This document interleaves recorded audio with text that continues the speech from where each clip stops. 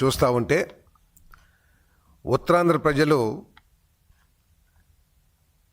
జగన్మోహన్ రెడ్డికి బాగా బుద్ధి చెప్పినట్లు ఆయన మాటల్లోనే చాలా స్పష్టంగా అర్థమవుతుందని చెప్పేసి నేను మనవి చేస్తా ఉన్నాను.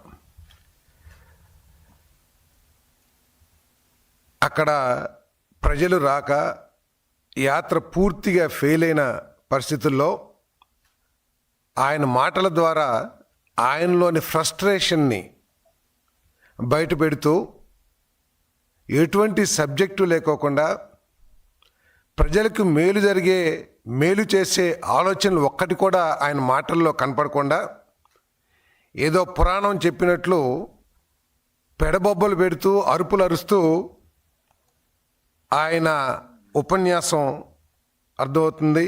ఆ ఉపన్యాసాన్ని వింటే ఆయనలో ఫ్రస్ట్రేషన్ ఏంటో కూడా అర్థమవుతుందని చెప్పేసి మనం చేస్తాను. నిజంగా ప్రజల నుంచి ఆయనకి ఈ విషయంలో ఏదైతే పీపీపీ మోడల్ మీద వైసీపీ నాయకత్వం కానీ వైసీపీ నాయకులు కానీ రోడ్లెమ్మటే పడి పొర్లు దండాలు పెడుతున్న దానికి ప్రజల నుంచి ఏదన్నా స్పందన కానీ సపోర్ట్ కానీ పీపీపీ మోడల్ మీద వ్యతిరేకత కానీ ఉంటే ఆయన ఆ విధంగా గవ్వకైకలు పెట్టాల్సిన అవసరం ఉందని చెప్పేసి నేను మనవి చేస్తాను. ఎక్కడ పెట్టారండి ఆయన ప్రెస్ మీటు? ఆయన ఏదో ఫోటోలు చూపిస్తూ ఉన్నారు. ఈ విధంగా ప్రతి ఫోటోని ఏది ఆర్కిటెక్ట్ కనుక బొమ్మ గీసిస్తే ఆ బొమ్మల్ని చూపిస్తూ ఉన్నాడు.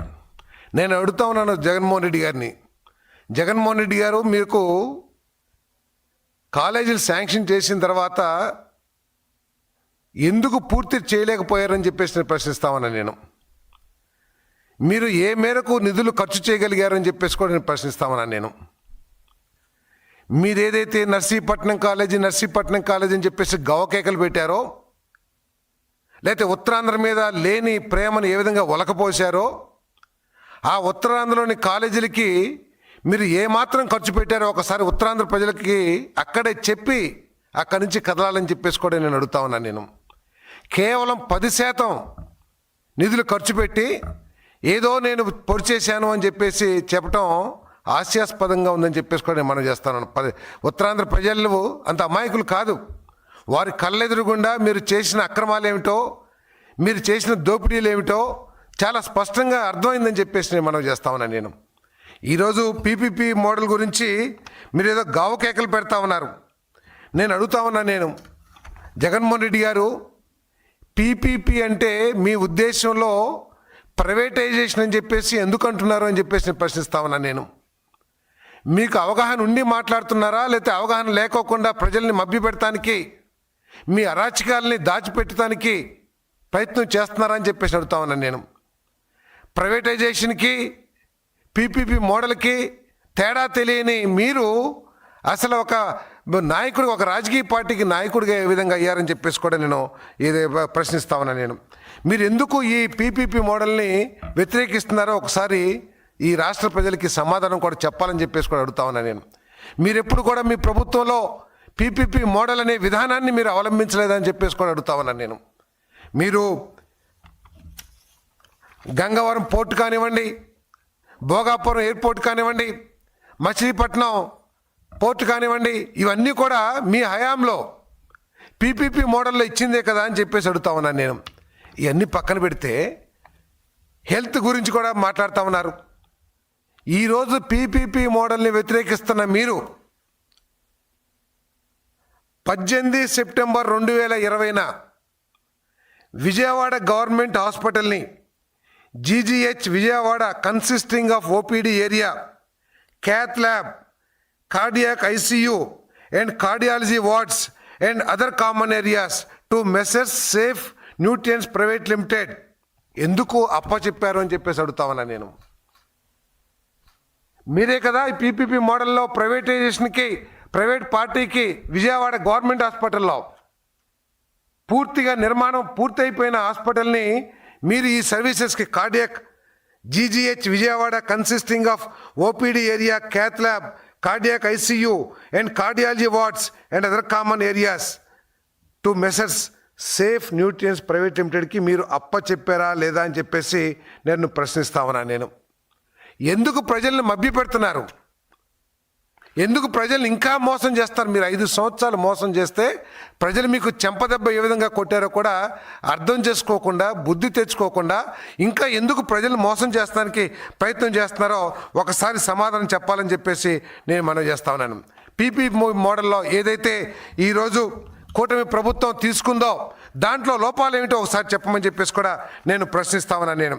మీరు ఏదైతే మీరు సెల్ఫ్ ఫైనాన్సింగ్ స్కీమ్ అని ఎందుకు తీసుకొచ్చారు? అసలు ఒకవేళ గవర్నమెంట్ కాలేజీలే కనుక ఇవన్నీ మీరు చెబుతున్నట్లు ఇవి గవర్నమెంట్ కాలేజీలే కనుక అయినట్లయితే దీంట్లో సెల్ఫ్ ఫైనాన్స్ స్కీమ్ అనే విధానాన్ని మీరు ఎందుకు తీసుకొచ్చారని చెప్పేసి అడుగుతా ఉన్నాను నేను. మీరు తీసుకొచ్చిన కాలేజీ విధానానికి ఈరోజు పీపీపీ మోడల్ ద్వారా కూటమి ప్రభుత్వం పూర్తి చేయబోతున్న మెడికల్ కాలేజీల్లో మన తెలుగు విద్యార్థులకి, మెరిట్ విద్యార్థులకి మీ విధానంలో మేలు జరిగిందా లేక ఈ కూటమి ప్రభుత్వం విధానంలో మేలు జరిగిందా? ఒక్కసారి బహిరంగ చర్చకి సిద్ధమా జగన్మోహన్ రెడ్డి గారు అని చెప్పేసి నేను అడుగుతా ఉన్నాను నేను. మీ విధానంలో సెల్ఫ్ ఫైనాన్సింగ్ స్కీమ్ ఏదైతే మీరు తీసుకొచ్చారో మీ విధానంలో మన తెలుగు మెరిట్ స్టూడెంట్స్కి కేవలం 35% సీట్లు మాత్రమే కేటాయించిన విషయం వాస్తవా కాదా అని చెప్పేసి అడుగుతా ఉన్నాను నేను. మరి ఈరోజు కూటమి ప్రభుత్వం ఆల్ ఇండియా స్టూడెంట్స్కి ఆపేసి పీపీపీ మోడల్లో 50% సీట్లని మన తెలుగు బిడ్డలకి, మెరిట్ పొందిన తెలుగు బిడ్డలకి సీట్లు అందిస్తూ ఉంటే ఎందుకు బాధపడుతున్నావు జగన్మోహన్ రెడ్డి గారు అని చెప్పేసి అడుగుతా ఉన్నాను నేను. మీరు ఏ విధంగా అయితే మన బీకే మేనేజ్మెంట్స్కి, ఎన్ఆర్ఎస్కి ఇచ్చారో మేము కూడా 50% అదేవిధంగా ఎన్ఆర్ఐకి లేకపోతే మేనేజ్మెంట్కి ఇచ్చాం. కానీ మీరు కేవలం 35% మాత్రమే, 50%, 35% మాత్రమే మెరిట్ స్టూడెంట్స్కి 15,000 రూపాయలు ఫీజుకి ఇస్తే మేము 50% సీట్స్ ఇస్తున్నాం. ఇది సహించలేకపోతున్నావా అని చెప్పేసి అడుగుతా ఉన్నాను. అంటే మీ బాధ అంతా కూడా తెలుగు మెరిట్ స్టూడెంట్స్కి మేలు జరుగుతుందని చెప్పేసి బాధపడుతున్నారా అని చెప్పేసి నేను అడుగుతా ఉన్నాను నేను.